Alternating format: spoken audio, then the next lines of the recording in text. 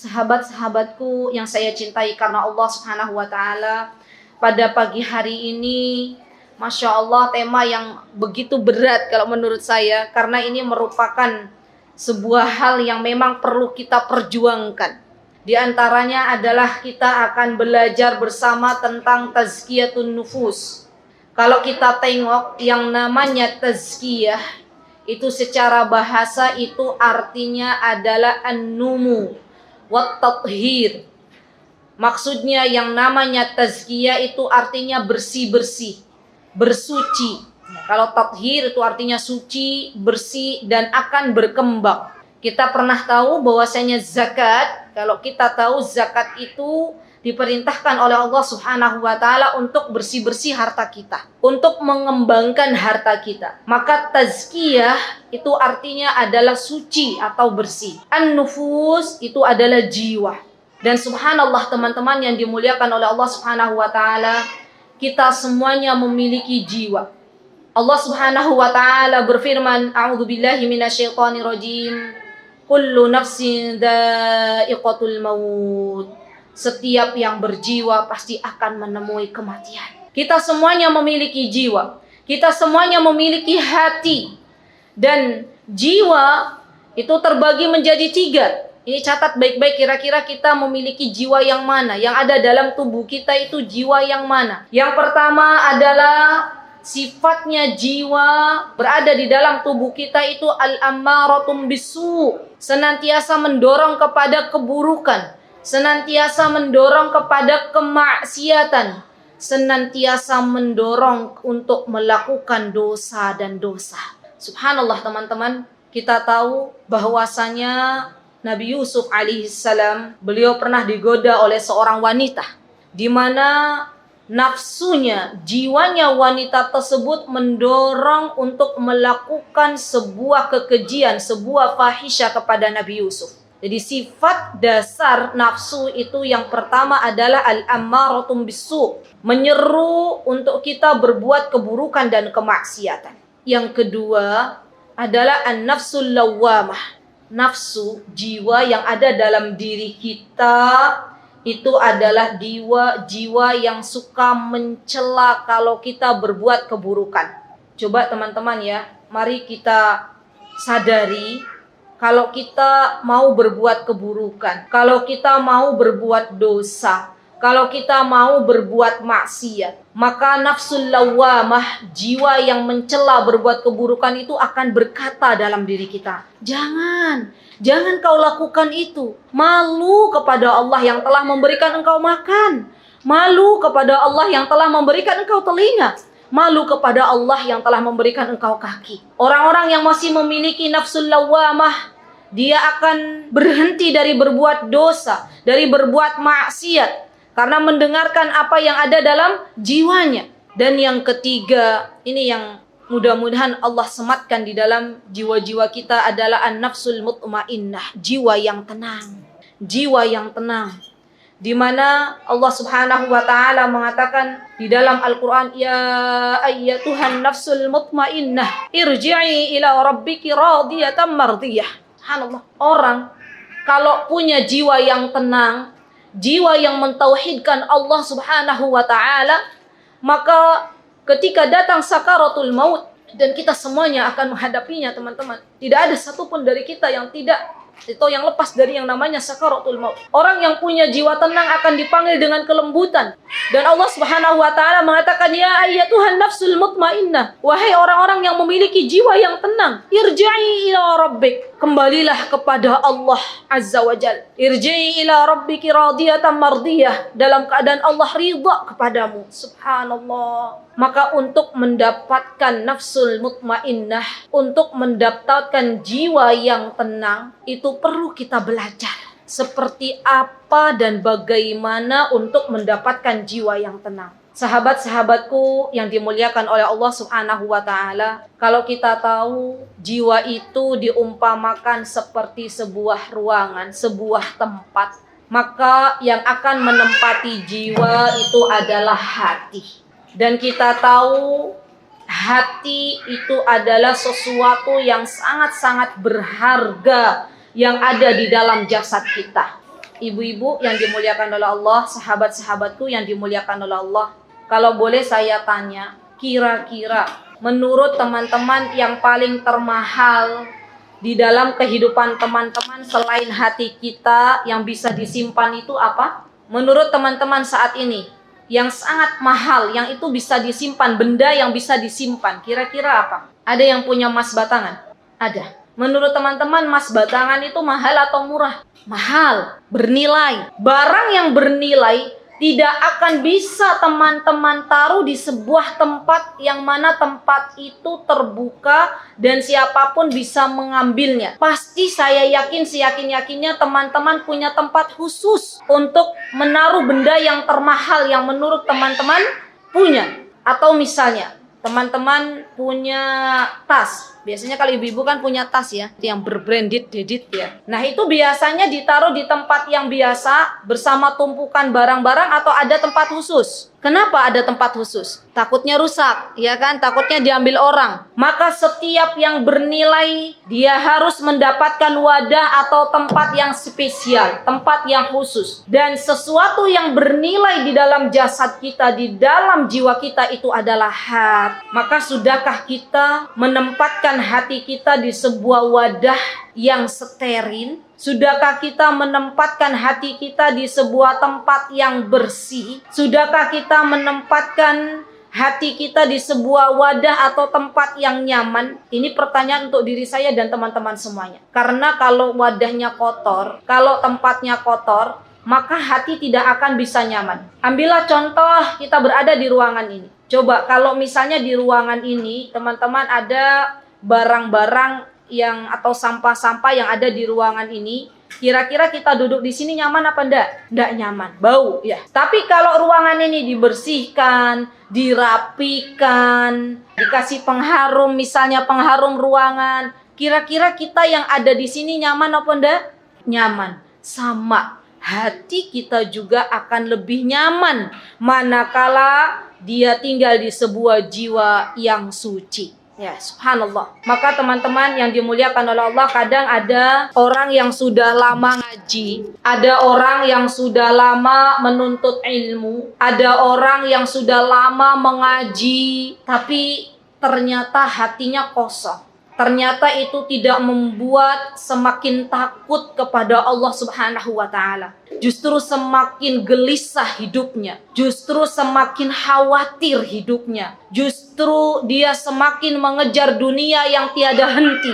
Itu karena tidak ada porsi di dalam kehidupannya untuk menengok hati dan jiwanya. Subhanallah teman-teman. Jadi yang namanya hidup itu sejatinya kita harus punya prioritas. Sepakat teman-teman?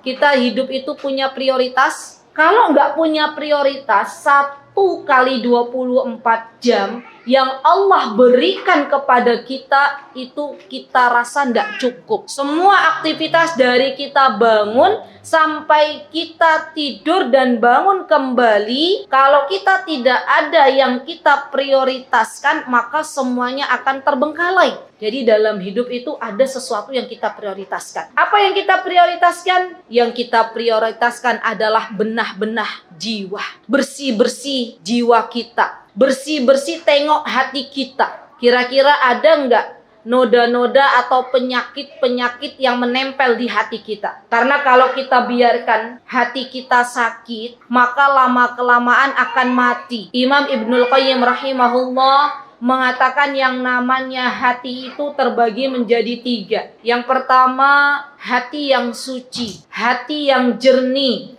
hati yang bening, subhanallah. Dan hati yang bening ini teman-teman adalah hati yang dia mencintai Allah Subhanahu wa Ta'ala. Hati yang mendahulukan cintanya Allah di atas segalanya. Hati yang mendahulukan cinta kepada Rasulullah Sallallahu Alaihi Wasallam setelah mencintai Allah di atas segalanya. Hati yang senantiasa mentauhidkan Allah Subhanahu wa Ta'ala.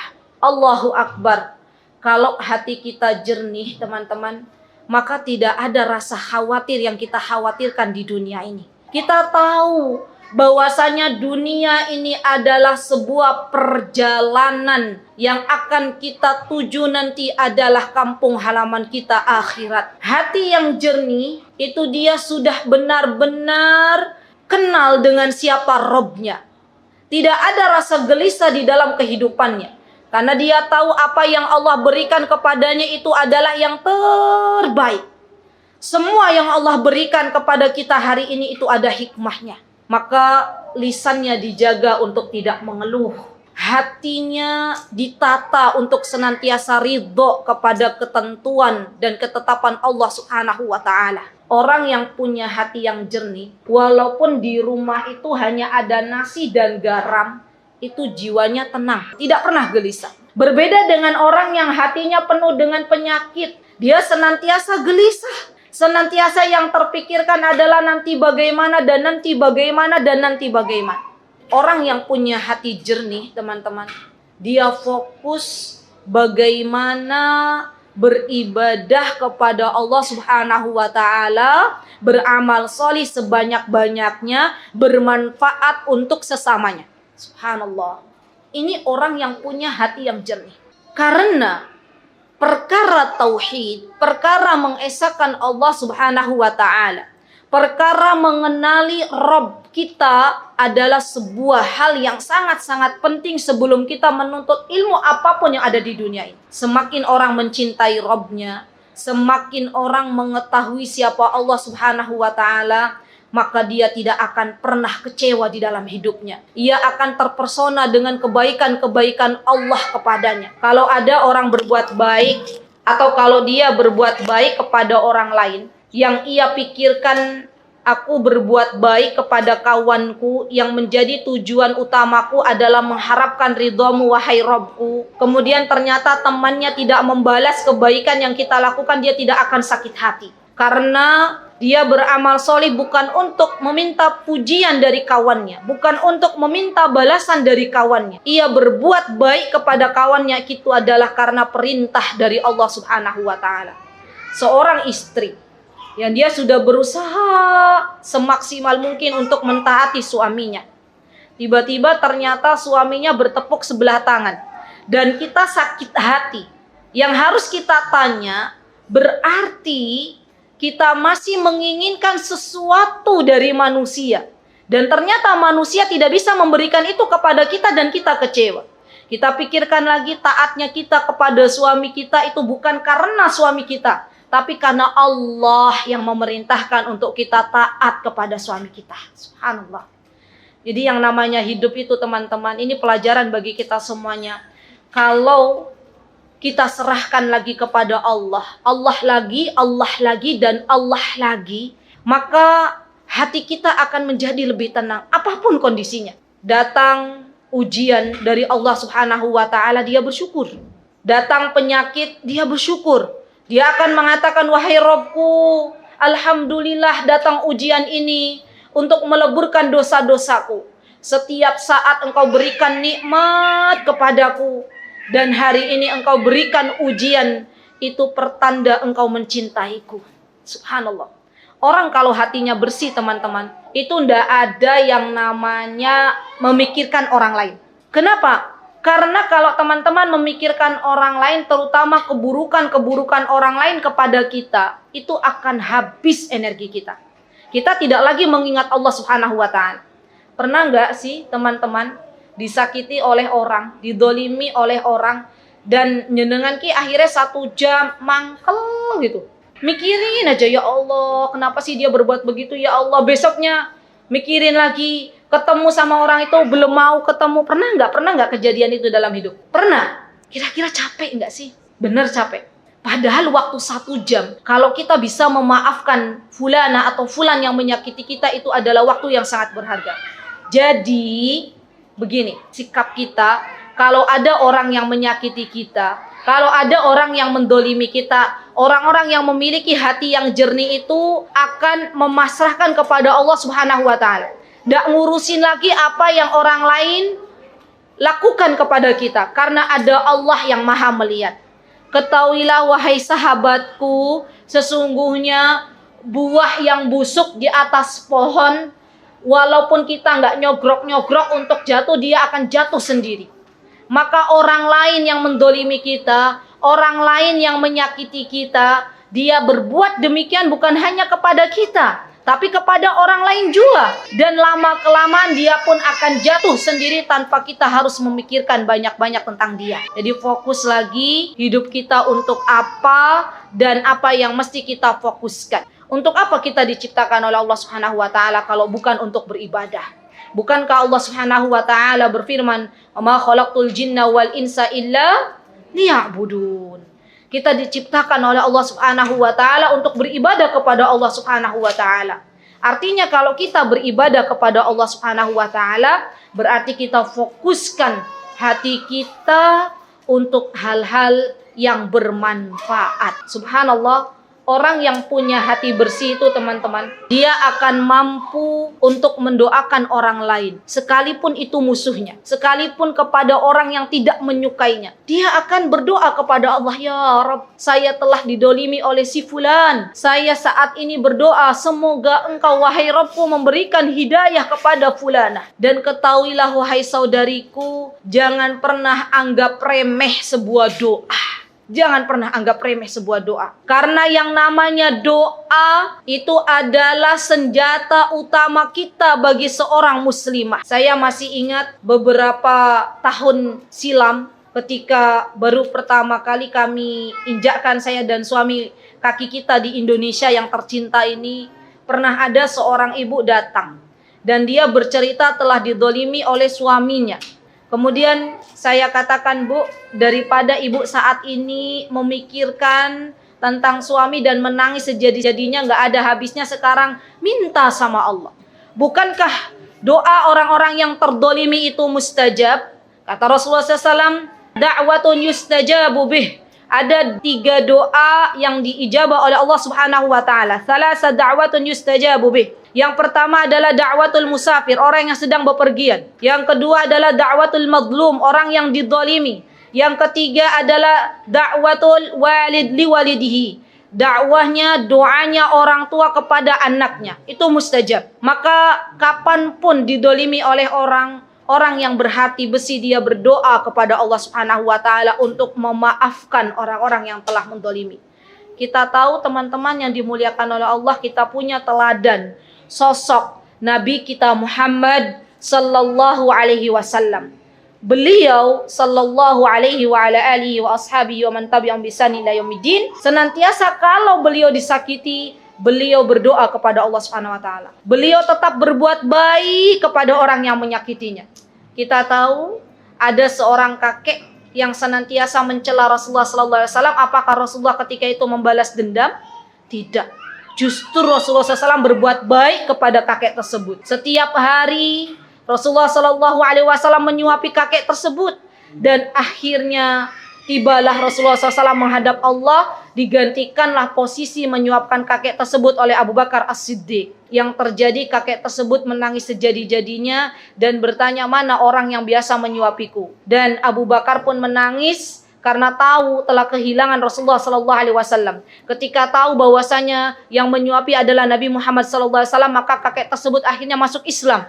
Itulah hidayah, subhanallah.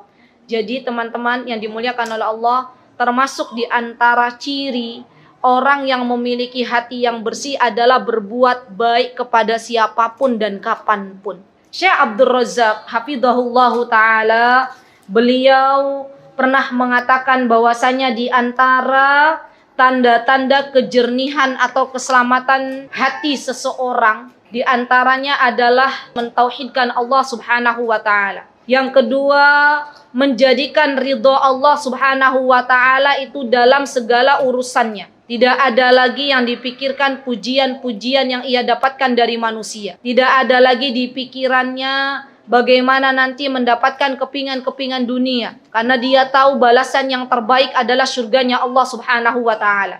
Yang ketiga, kata Syekh Abdul Razak, orang yang punya hati yang jernih, punya hati yang bersih, itu dia senantiasa mensyukuri atas semua apa yang Allah berikan kepadanya. Allahu Akbar. Kalau kita belajar bab syukur, itu nggak ada habisnya.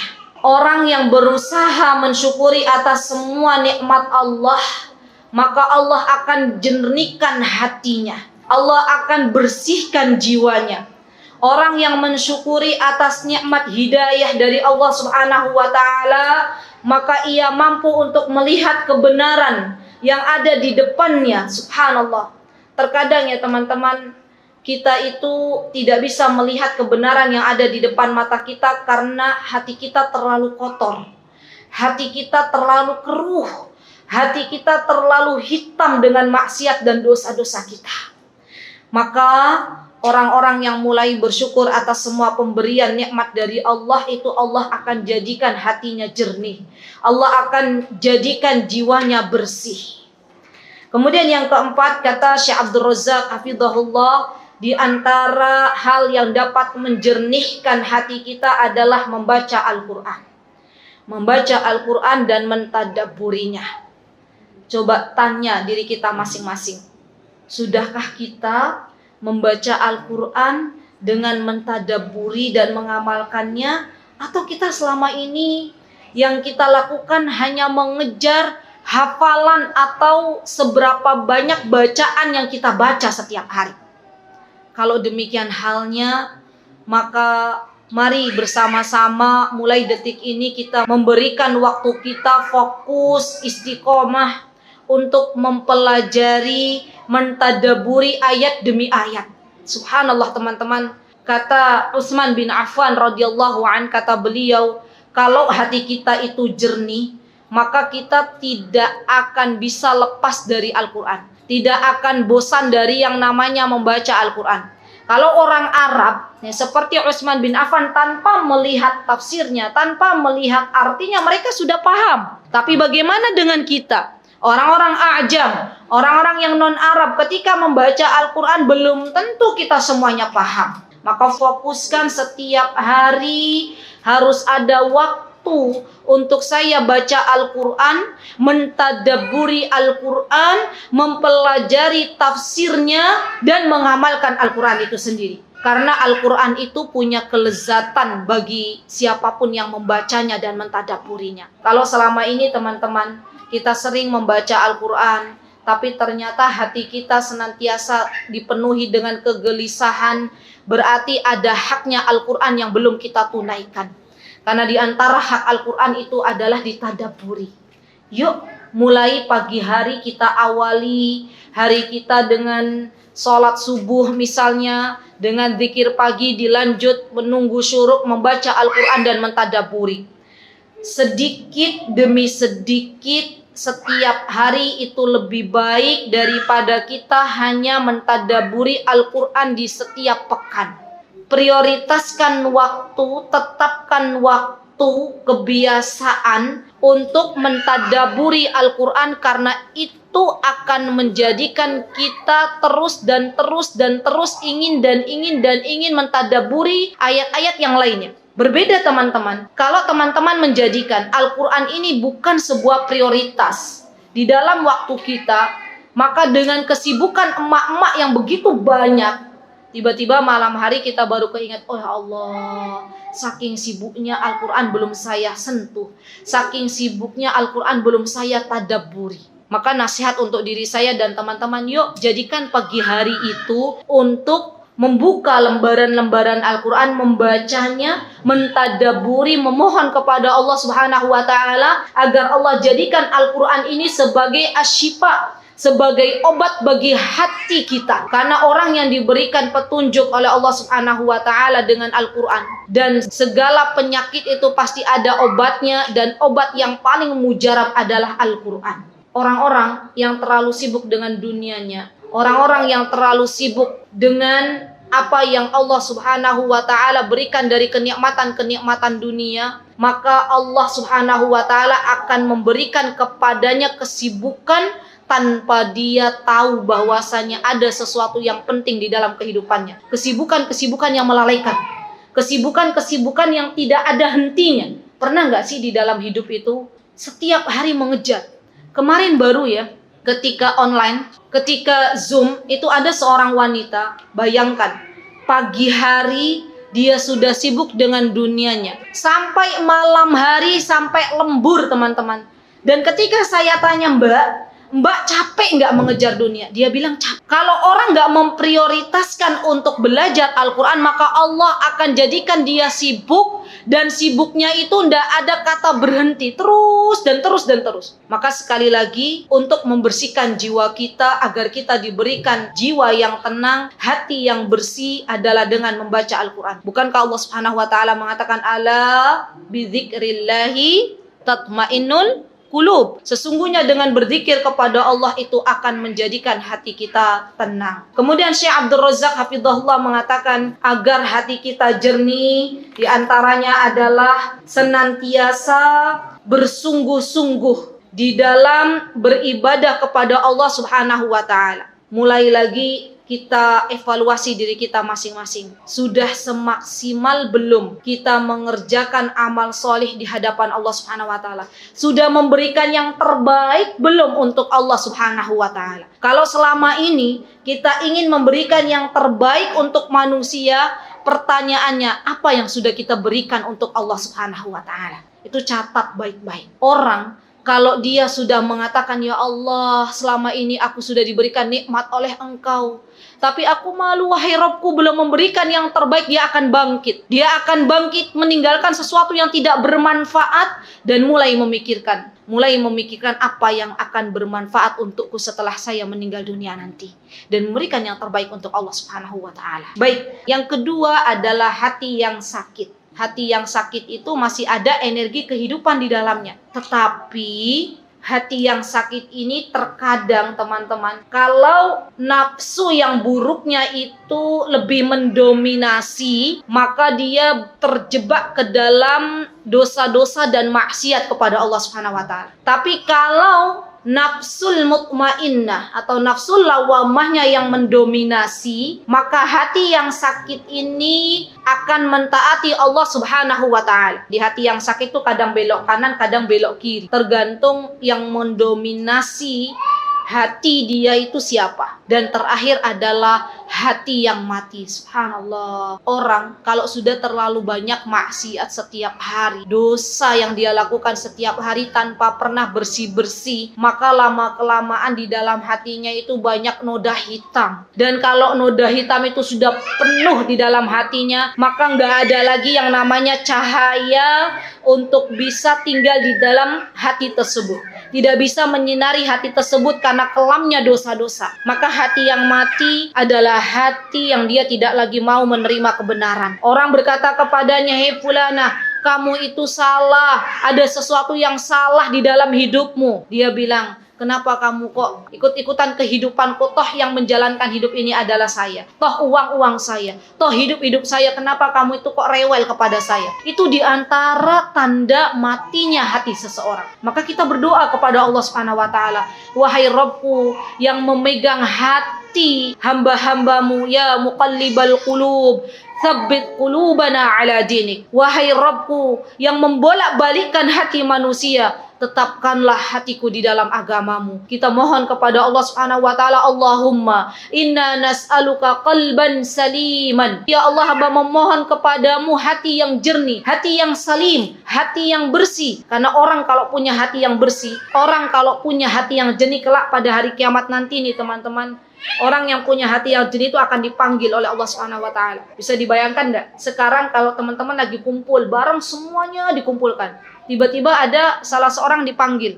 Kira-kira orang yang dipanggil oleh Allah itu spesial nggak? Spesial. Nanti di akhirat ada orang yang memiliki hati yang bening, memiliki hati yang jernih, dipanggil oleh Allah. Wahai fulana, sini engkau memiliki hati yang jernih, hati yang bening, masuklah ke dalam syurgaku. Allahu Akbar. Begitu mulianya orang yang memiliki hati yang bening dan hati yang jernih. Maka tiada kata untuk mengakhiri kajian kita di pagi hari ini kecuali dengan untaian doa, semoga Allah Subhanahu wa taala menjadikan hati-hati kita jernih. Semoga Allah Subhanahu wa taala membimbing kehidupan kita, memberikan taufiknya kepada kita, dan semoga Allah Subhanahu wa taala memberikan kekuatan kepada kita untuk tetap istiqomah di jalan yang Allah ridhai, dan kelak Allah tempatkan kita di surga Firdaus tertinggi. Amin, Allahumma amin. Itu yang bisa saya sampaikan. Kesempurnaan hanya milik Allah Subhanahu wa taala dan kekurangan milik saya pribadi. Saya mohon maaf yang sebesar-besarnya. Aqulu qauli hada wastaghfirullah li wa lakum wa akhiru da'wana anil hamdulillahi rabbil alamin. Wassalamu alaikum warahmatullahi wabarakatuh.